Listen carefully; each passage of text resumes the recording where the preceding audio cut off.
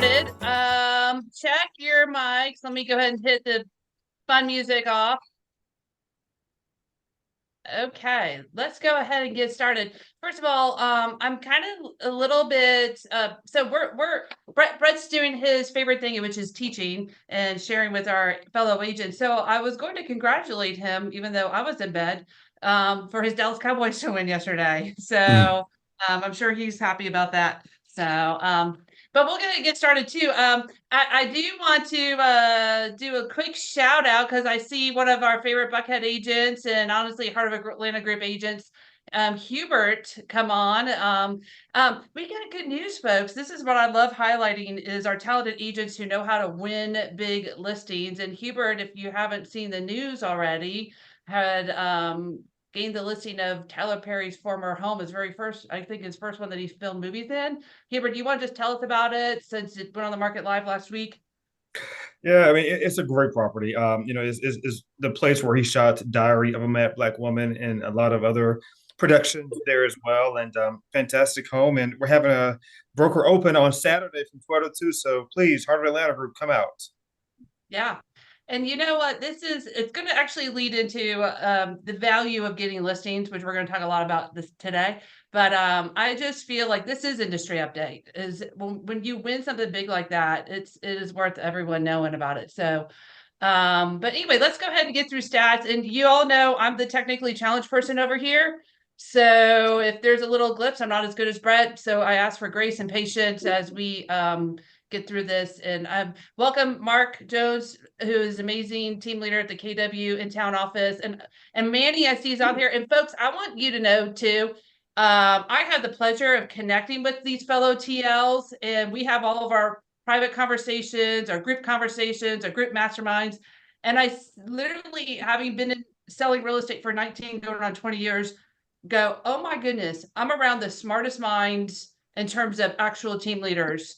And Mark, who's a longtime broker, intelligent, Manny, who's been in so many different organizations, understand the industry well. Y'all have really, I think we have the best team leaders. And I know Matt's teaching a class. I know Jason's always teaching. Allie's always teaching. And Toya, she's, I think, teaching a class right now too. So we have the best. Anyway, let's go ahead and get started. So Let's do I'm it. going to share. I'm going to share all this. Thoughts, Mark, before I start to continue to share.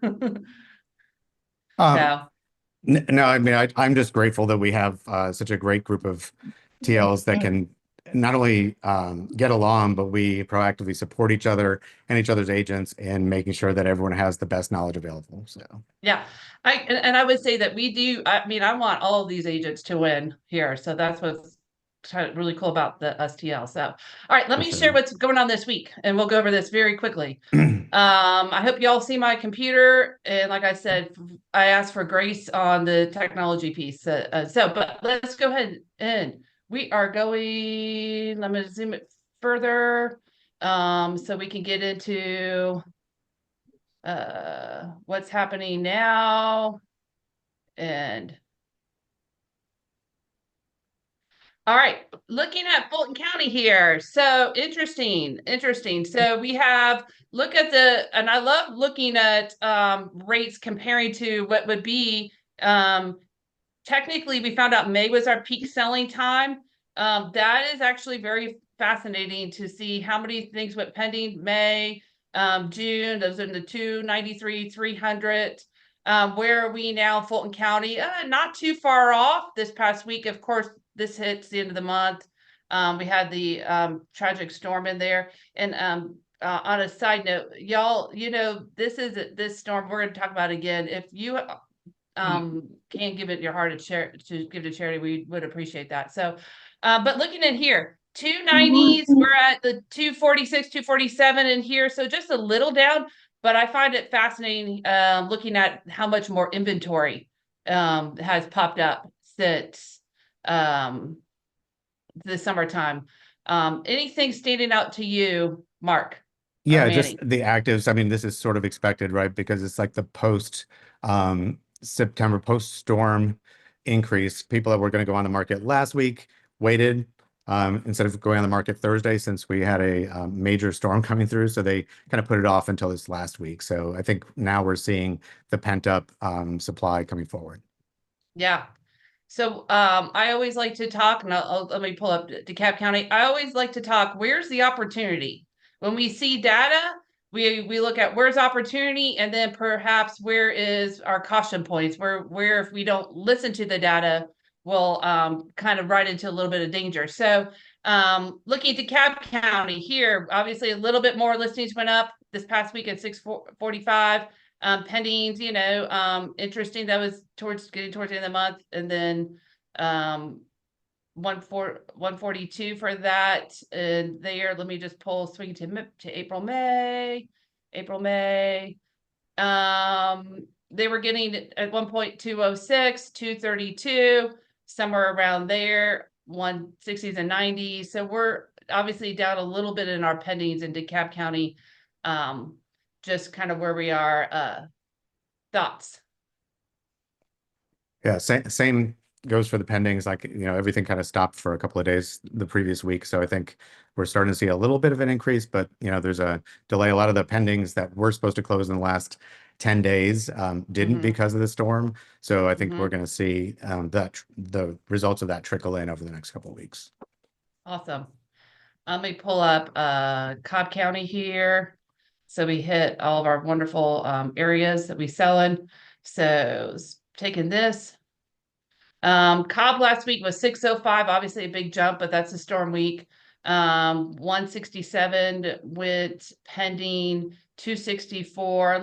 I love looking at closings in the suburbs compared. In town, I feel like can be all around the year kind of a market, and then suburbs kind of have a different kind of seasonality to it. So pulling it back, looking at it, we had some decent closings, number of closings. It's May was 230s, June it was also hit high at 293, and we hit a 264. Way to go, Cobb County, closing those properties.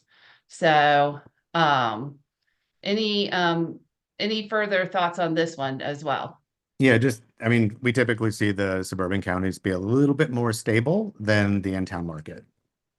Yeah.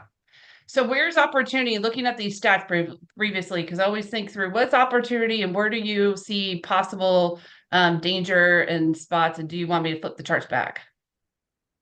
The one thing I always see opportunity in is those expireds that are out there, right? Like I think we've talked for a couple of weeks now that I think there's going to be more and more opportunity in expired listings.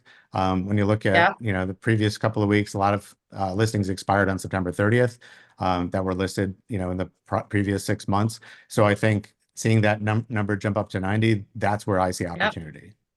That look at that, because it went last month, it went 62, now it's 90.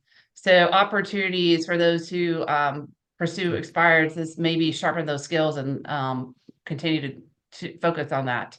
Yep. And then the danger is if you do perhaps overprice that listing, you could become one of those expireds. So yeah, it's more important than ever to get your pricing right. I would agree. So thoughts on anything from our fellow agents who are on the field? What are y'all experiencing?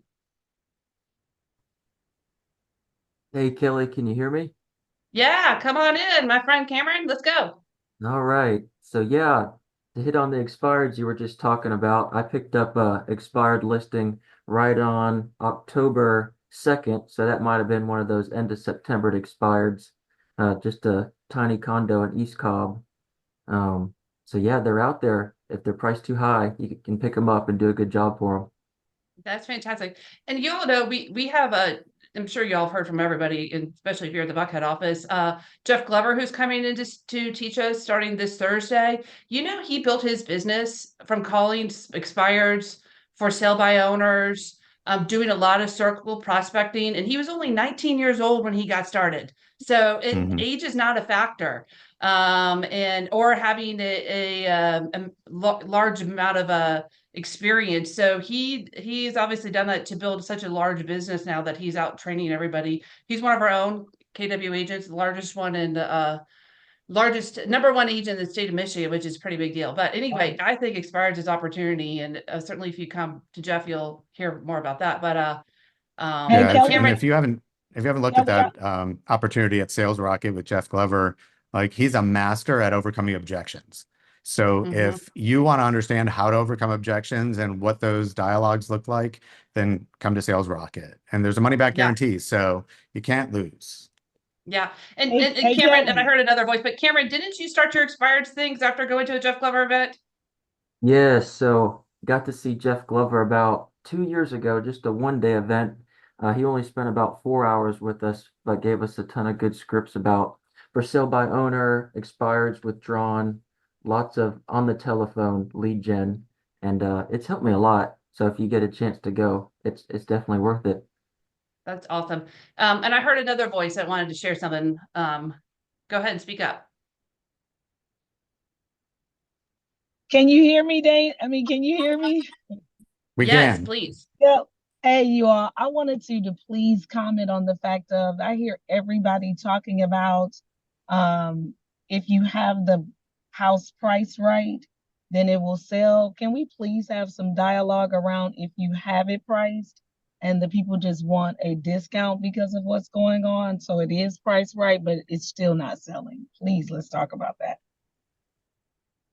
Yeah, and I mean, it really kind of depends on how long it's been on the market, right? Like you have to look at, it's more important right now than ever to look at average days on market for the properties that are in that price range in that area, and see like if there's 3 selling every month and there's 10 on the market right now, you need to be one of the top three, and preferably number one or number two, when it comes to what the buyer looks at. So I think it's really important to have that understanding of how you're priced, because you could feel like it's priced right, but it really is depending on the market because it's super hyper local. The other thing is with people making lowball offers, like part of it is managing seller expectations that they're going to have to give twice. They're going to have to give on getting someone under contract, and they're going to have to give once they're under contract during due diligence. That's just the market right now. And if you want to get people to make offers, you're going to have to give something. Kelly, what are your Mhm. thoughts? Yeah, and I think we talked about this absorption rates last week. And really, when you do a market analysis of where, and it's kind of like the whole thing, and we're going to talk about this in our next thing, is follow the money.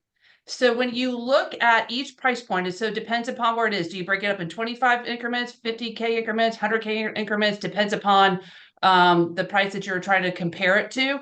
And you look in your large enough area, whether it's the school district, the zip code, something like that. And when you look at absorption rates, it basically states how many homes are being sold per price point. Has nothing to do with comparables. Do you have a nicer kitchen or a lesser kitchen? Do you have a better backyard or a lesser or not as great a backyard? It's not about comparables. It's just about number of sales per price point, absorption rate, which means follow the money. Where are people putting their money and where is money available?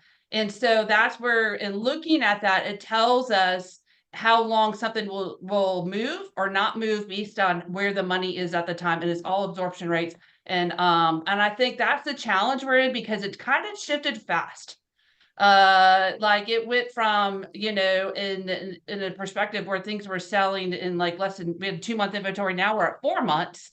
It doubles. And when you feel double, it feels, man, that is forever. And it kind of moved it's kind of like the inventory built up, or the lack of buyers, I should say, kind of happened relatively quickly. So as to pricing it, I think it's just a matter of days on market and where is money moving within that price point. So there's a communication to that seller that, there's a lot of money in this price point. There's not a lot of money in this price point, and yet we're going to price it competitively so we can hit those in the right market. That's where the buyers are. Mika, I see your hand up. You probably have a wonderful thought. Yeah, it really, and it goes back to what the seller's motivation is and what they will ultimately take. And I have a few listings in that same category that you're talking about, And one he was about to take off the market, and an offer finally came in, but it was the same offer he received a month ago, and it's about 30,000 below what his list price was. Initially, he said he wasn't going to take it, and then he ended up taking it because he got to the point where he had to. Plus, I had supplied him with the comps that he needed to see what justified the price. So it's just, we have to pull out all the stops. You got to get someone into the door, follow up with them, almost convince them why they should put an offer in on this house, and get it in front of your seller, no matter what it is, and hope and get to the point where they recognize that this is, you either want it or you don't. What is your bottom line? Exactly. I love that. Mika, that's exactly right. And this is the perfect market for doing reverse offers. If you're trying to get a buyer that is represented by another agent and you're trying to get your listing sold, if there's someone that's, shown your property and they seem interested, but that other agent isn't skilled enough to get them to write an offer, to get them the conversation going, do a reverse offer, send them a reverse offer and get the conversation started. Awesome. We're going to go Natalie B, Stephanie, and then I want to hit the articles we want to share today. So, Natalie, are you in America or are you in Spain? I just got back yesterday. I'll be in team meeting Tuesday. Fantastic. So one of the things I've noticed is a lot of my listings, even the ones that's been on the market for a while because the seller's just not motivated, I'm starting to actually get more showings now. So it's pretty evident that the interest rates and what's happening, there's more buyers entering the market. And I even got 3 phone calls from 3 first-time home buyers that have been sitting on the sidelines this week, sending me listings. And I'm going, oh, you're back on the market. And they're like, well, the interest rates went down, so now I think I can afford more. So I think this is an excellent time by talking to our buyers that have been on the fence, that there's more inventory. One, let's talk to the lender and see what you actually qualify for now with the interest rates dropping, because you might be able to get into that house that you were not able to qualify for before. So I think there's a great conversation around the inventory and interest rates right now. I agree with you. Stephanie, you got a hand up? Yes, and I recently had a listing that was a newer home. So also not only checking what's on FMLS, but what are the new builders offering, because that's also a lot of competition, especially since they have so many incentives, because buyers are comparing homes that are fairly new to new construction. Yes, I think that's an excellent point. Thank you for sharing that. And I remember back when this is pre-COVID years, we would have certain phrases that, and I think we are resurrecting a few of these. It's like, is patience or price? Patience or price? If we understand our days on market and our absorption rate, sometimes it's a little patience for, it's not gone the first weekend, maybe gone 2-3 weekends or 4 weekends or whatever the days on market says, or is it the price? And so, and I think that's where it's real estate's a science and an art. You got to learn both. So anyway, thank you for all the wonderful insights that you have. So let me go ahead and share. Mark, are you okay? We're on sake of time. We're going to skip the one article on mortgage. I think you all know what happened with our job rate. I want to get into another hot topic. So awesome. Let's do it. Yeah. I'm going to hit up here. I'm going to get rid of this one. And let's see. Okay. So who's heard of like this clear or been reading up on this clear cooperation policy? Anyone here? So, so let me go ahead and explain a little bit of what this actually means.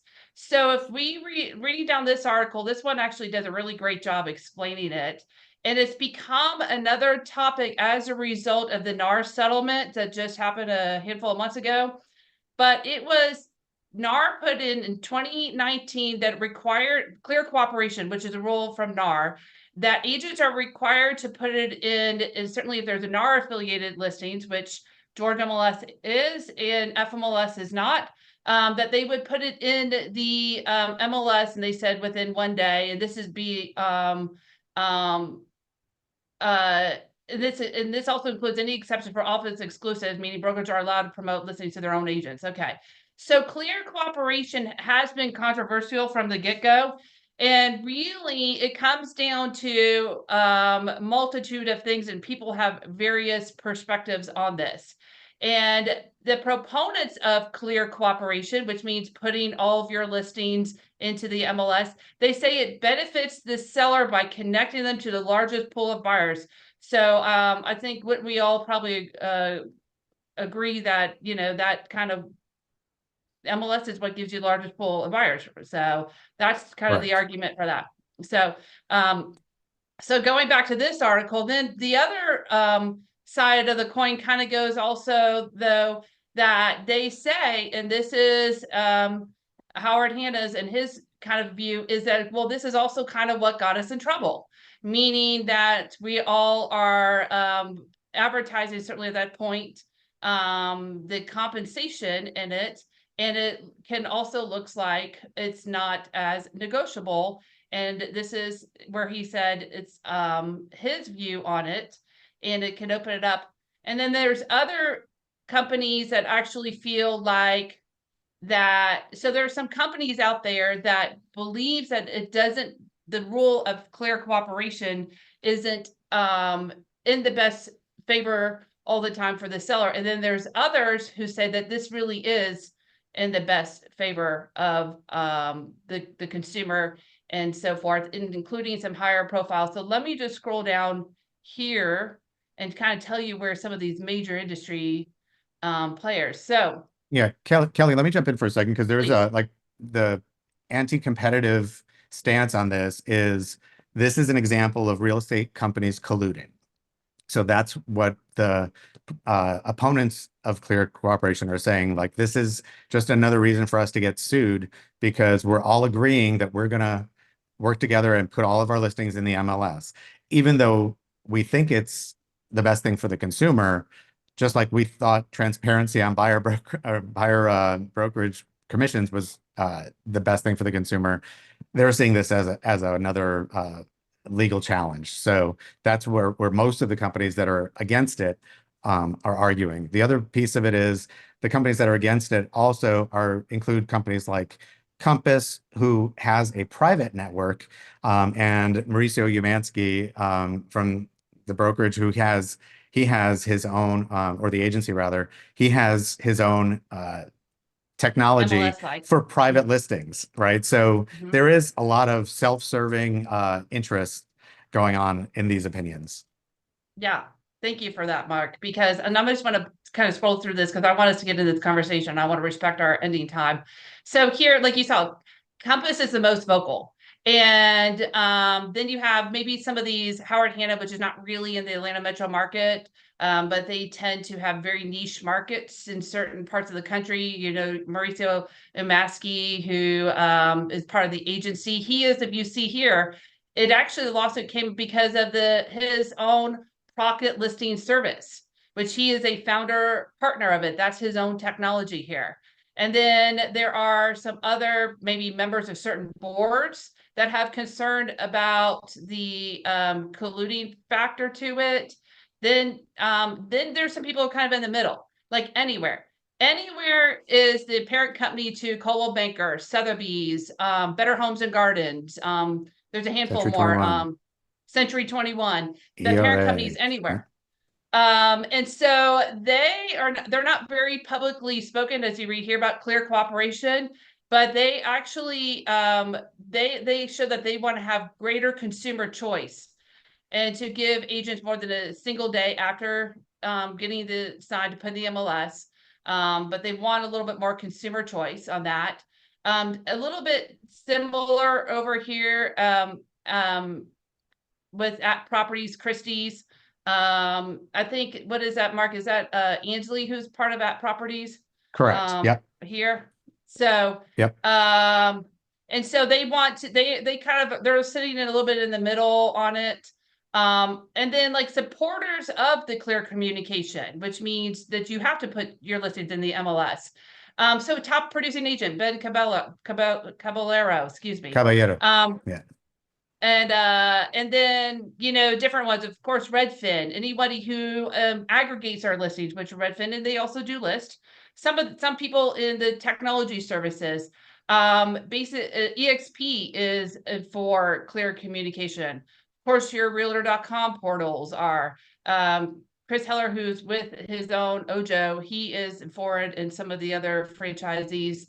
Right. And so here's going to be our next little topic, and we got about 4 or 5 minutes, so we'll skip some of the other articles to get to this. That really the thought is, I think the lawsuit will the NAR lawsuit has brought up more concerns around whether it's colluding and or transparency, and then there's kind of pros and cons to each side. And I take a look at this first and foremost of going, what would be the best consumer interest, what is in the best agent interest, and of understanding certainly brokers have interest. So if you look at all things, and the argument right now is like, should you have this pocket listing system? And where you can advertise only to a select group of agents, or maybe you're always allowed to internally advertise to your office, and then going back to that, or do you advertise to the public?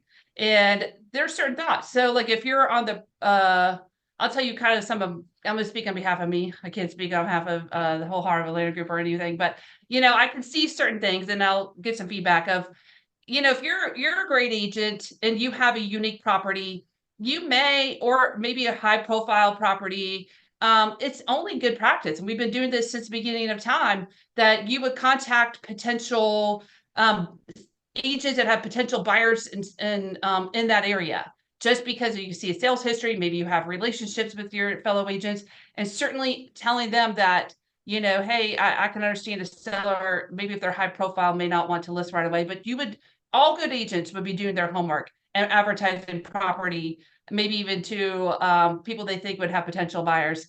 A concern could possibly have, one of the things I love about Keller Williams is that we have in our belief system that we believe in having equity for all, where everybody has an opportunity. We have very diverse offices that allow diverse buyer pools and so forth. By having it out there, it invites a diverse group of people within the public to come and potentially purchase that property. And so that would be a concern. If it keeps everything within a small group, does that actually eliminate people groups, perhaps? Which also goes to business Yeah, it's a fundamentals. potential fair housing issue, right? Potential fair housing, which I think goes to business fundamentals, that he who controls the listings controls the market at all times. So you all go get some listings, we're going to have more say in what happens with the market. But Mark, thoughts on this whole clear cooperation, and then we can open it up. Yeah, I mean, I think economically, 99% of the time, it's in the client's best interest to get the property listed publicly, so it attracts the widest number of buyers to drive the price as high as the market will bear. There are exceptions, celebrities, some high net worth individuals, people with certain illnesses that don't want people in and out of their property. So there are people that have an opportunity where they actually don't want that, and they're okay with the trade-off. So I think the thought is that if the client has a choice, then that's better. And I think that's kind of where everything's going. I do think that there's the clear cooperation policy, eliminating it completely is fraught with opportunity for fair housing violations and issues around diversity and around discrimination, frankly. Mm-hmm. And I think in one of the articles, we won't be able to show, but we'll post in Circle, speaks that actually NAR gives an opinion that it should have more seller exceptions for certain sellers in unique situations. But the best interest probably is to post all of our listings. Yeah. One quick So, statement on that before we leave. I think the bigger issue is being able to sign a listing agreement while you're doing the advice and prep phase, and not having to, get it in the MLS the next day. So I think that's our bigger issue, is we want to be able to list property and have it under an agreement to list it when it's ready and market it when it's ready, and have plenty of time to prepare, because we start giving people advice months and months in advance. I would agree. I would totally agree. Final thoughts while we have about one last minute. Anyone final thoughts on any of this? Has anyone heard of this, thought of it? Any final thoughts? This is a hot topic right now, y'all.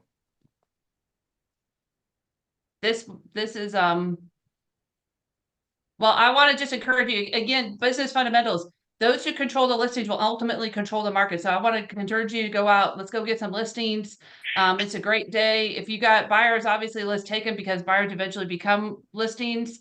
But if we focus on listings, we're going to control the market. Natalie, and I'll let you end us with Yeah, your I have a thought. quick question. With Compass having their own technology with pocket listings, so to speak, if that was to go and this is the route that this industry is going, I mean, imagine the opportunity that KW would have with 170,000 plus agents, Thank you. because we can create our own, right? So I think that Right. there's a huge opportunity. Whatever way that shifts, KW could be totally ahead of it if they're already And- starting to work on some of that technology.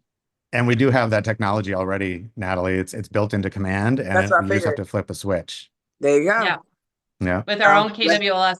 And I'll say this too. The article absolutely reads this, that some of these brokerages are motivated because with margins are getting thinner because maybe of high expenses to paying out of agents and or the just cost of doing business, that if the thought process, some of them are money motivated, meaning if they keep all the sales within their own company, that's obviously all the compensation that goes through their company versus making it broader. So is it all pure motives of protecting the seller's choice?